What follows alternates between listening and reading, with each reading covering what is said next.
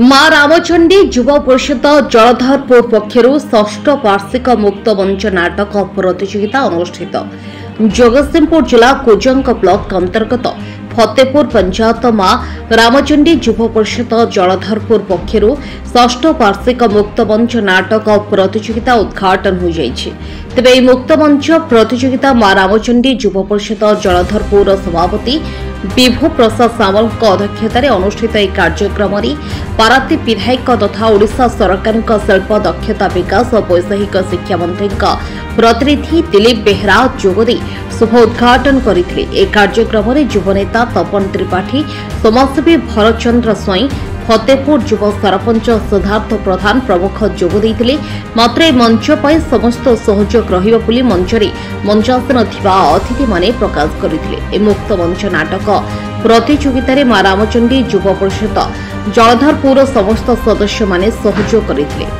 राज्य सरकार शिल्प दक्षता विकास मंत्री श्रीयुक्त संपत स्वाई प्रतिनिधि कला अंचलवासी मान सौभाग्य गौरव विषय ये अनुष्ठान जो भाई मैंने मंचाई रखिंट ये अंचल आमर जो भाई मैंने कला प्रेमी सुजोग पाँच कला प्रदर्शन कर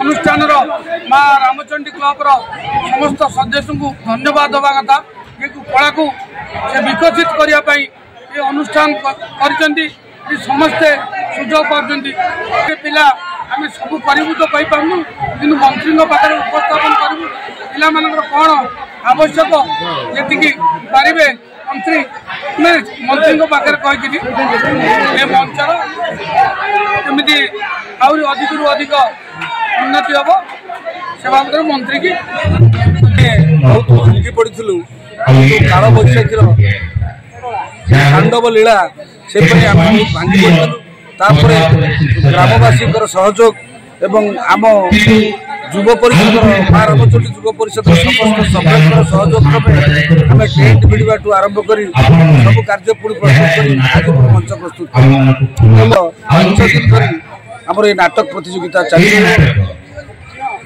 यार अर्थ हूँ कला संस्कृतिर अर्थ हूँ साधारण लोक मान सचेतनता करवा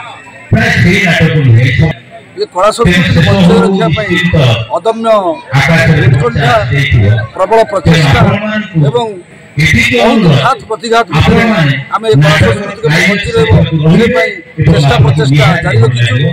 पारादीप सुब्रत मलिक रिपोर्ट गुंजन न्यूज ओडिया।